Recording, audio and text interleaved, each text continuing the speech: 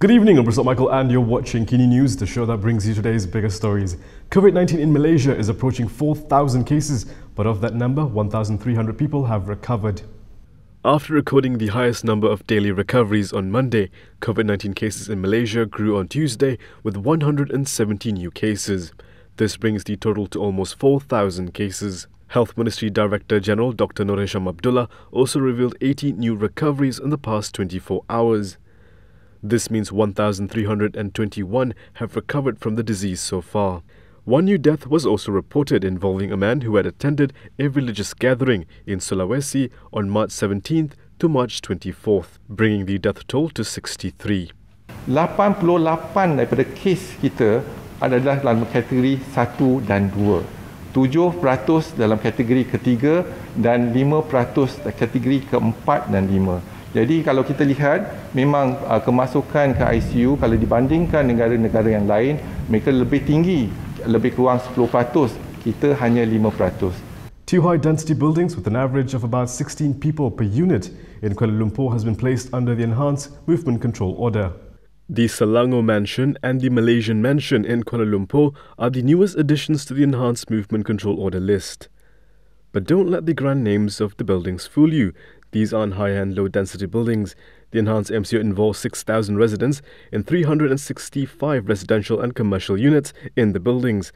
That's an average about 16 people per unit. Senior Minister Ismail Sabri Yaakob said the decision was made after 15 COVID-19 positive cases were detected there. Setiap penghuni mesti berada di dalam unit rumah masing-masing ataupun unit flat ke whatever lah, tempat tinggal mereka, unit tempat tinggal mereka tidak boleh keluar, malah orang luar pun tidak dibenarkan untuk masuk ke mansion yang saya sebutkan, 2 bangunan mansion yang saya sebutkan tadi. Ismail Sabri said he hoped that all residents would comply with every instruction made by the authorities. With the introduction of the lockdown, every resident would be screened for COVID-19. Meanwhile, the government will only fork out 150 ringgit per day for those undergoing quarantine at 45 hotels in the country designated as quarantine centres. Ismail Sabri said the government was aware that there were claims of different treatment for those undergoing quarantine, but these were not true. Ever wondered what life is like at a designated quarantine centre? Our reporter Vivian Yap offered us a sneak peek. Malaysians returning from overseas would have to undergo a 14-day quarantine at a designated centre beginning April 3rd. How is life at these centres? We spoke to Carmen, a Malaysian who recently returned from Australia. Carmen was on a business trip when the Malaysian government announced the enforcement of the Movement Control Order. As the pandemic worsened throughout the world, her company decided to shorten her trip and sent her back to Malaysia. Upon her arrival at the Kuala Lumpur International Airport, she was bussed directly to a 4-star hotel and she was told to stay in a room all by herself for the next 14 days. We cannot step out from the room, or actually we can online to order food or drink outside. There are also other rules to observe. Residents in these quarantine centres can do online shopping or even order food deliveries. But their items would only be delivered to their rooms daily between 4 p.m. to 6 p.m. Meals prepared by the centre are sent to them daily at 8 a.m., 1 p.m. and 7 p.m. in a packet placed on a chair outside their rooms. Though they may be at a hotel, don't expect housekeeping. Those being quarantined are required to clean their own rooms. This is to ensure there's no cross-contamination. They are also given yellow and red plastic bags. Yellow, the one is for after you eat, you finish your food, the container and this on the box, you have to throw to the yellow plastic. And another red one is that you put bedsheet, the pillow cover. They only will help you to clean these 2 things. Other thing, you close this or you have to clean yourself. Though it's been 3 days in isolation, Carmen is still high in spirits. I still have to work. Like this morning, I have to wake up 7 o'clock and I start work from 8 o'clock. Yeah, because I still have to online to train the teacher, and 9 o'clock I still have meeting with my boss. So it's still very, very busy for my job. Carmen has already taken the COVID-19 test and the results would be out very soon. Vivian Yap reporting for Kini TV. Opposition leader Anwar Ibrahim has weighed in on the controversy surrounding the approval and subsequent revocation of the approval for beer producers to operate. PKR President Anwar Ibrahim has congratulated netizens for exposing Putraja's approvals for brewers Heineken Malaysia and Carlsberg to continue its operation during the movement control order period. The government received backlash for the approvals even from leaders of ruling parties, Bersatu UMNO and PAS, before the cabinet decided to revoke the approvals granted by the Domestic Trade and Consumer Affairs Ministry. Kerana memang tak munasabah.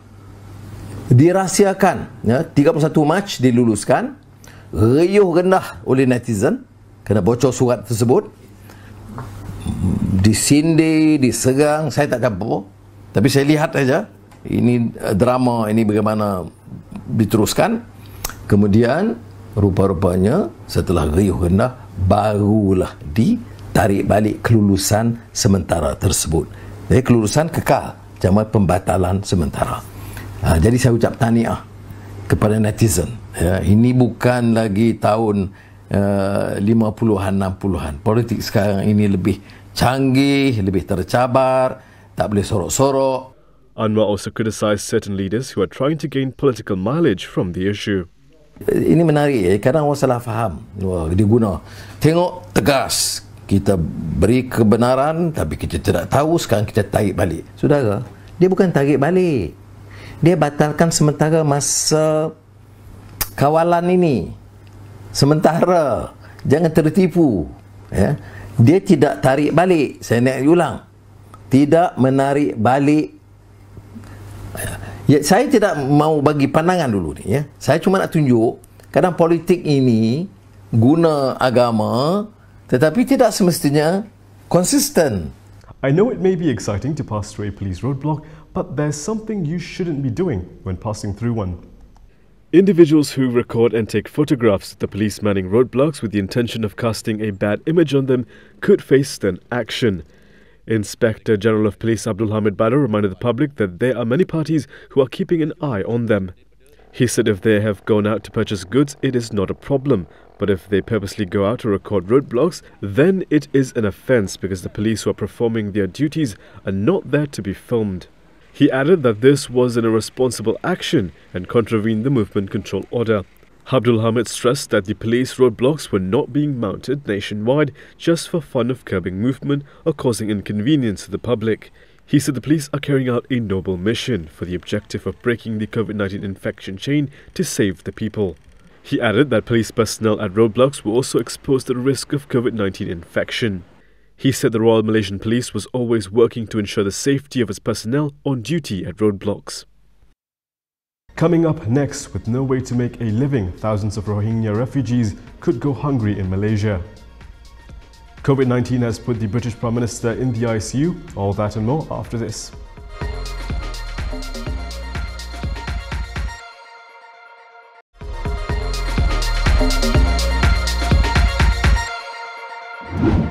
Selayang is home to about 7,000 Rohingya refugees, and with the COVID-19 outbreak, many of them will be going hungry. Shazwana Amir has more.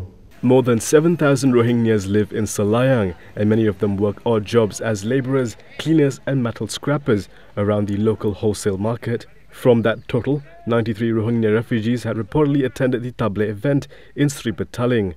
While all 93 of them have been screened and none tested positive for COVID-19, the community now faces another problem, the shortage of food. With the movement control order enforced, they find themselves jobless and have totally run out of food. It is NGOs like Humanitarian Aid Selangor that have been helping them. Di mana kita pun tidak mahu mereka ini keluar rumah untuk beri alasan untuk keluar beli makan ataupun cari. Kami tidak mahu kalau boleh dia akan boleh mungkin jangkitkan orang lain atau orang lain jangkitkan dia. Ini antara sebab kenapa kami cuba mengantar makanan ini ke tempat-tempat sasaran. Rafiq, a Rohingya himself, escaped the embattled Arakan state when he was only 7. Now his organisation has spent more than 6,500 ringgit in the past few weeks to provide food for more than 1,200 Rohingya families here. But with the MCO about to enter its 4th week, Rafiq's NGO has also run out of funds. Dan mereka ni semakin hari semakin agak tenat sikit kerana makanan yang kami hantar ni semakin hari semakin kehabisan. Dan kami di Human Aid juga sudah kehabisan makanan. Human Aid adalah last call for them. Saya tak tahu nak cakap macam mana keadaan bila kami turun di bawah, kamu nampak keadaan mereka yang begitu terdesak sebenarnya. Several NGOs, including the Myanmar Ethnic Rohingya Human Rights Organization Malaysia, have appealed to the public to help the refugees. They said it had received hundreds of requests from struggling Rohingya refugees in Malaysia during the COVID-19 outbreak. Shazwana Amir, reporting for Kini TV. This story is brought to you by Blue Air. British Prime Minister Boris Johnson, who tested positive for COVID-19, has been moved to the ICU. British Prime Minister Boris Johnson, who is battling a COVID-19 infection, was moved to an intensive care unit on Monday after his condition worsened. Johnson was taken to St Thomas Hospital in central London on Sunday night and was undergoing tests after suffering persistent symptoms for more than 10 days. A spokesperson of his office said that Johnson's condition had worsened over the course of the afternoon and, on the advice of his medical team, had been moved to the intensive care unit at the hospital. The spokesperson added that Johnson had asked the Foreign Secretary, who is the First Secretary of State, to deputise him when necessary. Johnson and his health minister had tested positive last month, and his chief medical advisor, Chris Whitty, also self-isolated.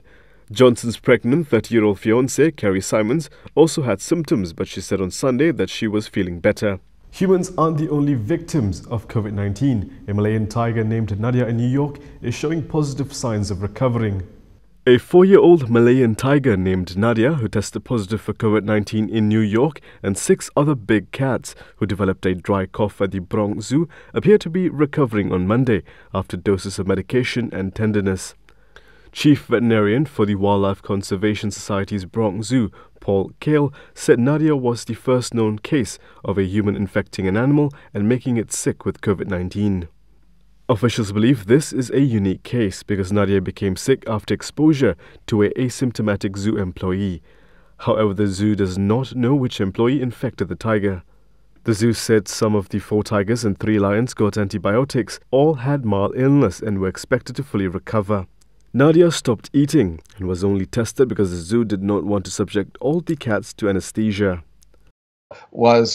These cats were coughing, some were wheezing, and when Nadia had that for a few days and then started going off food, we immobilized her, which is an anesthesia procedure, in order to treat her and to find out what was wrong.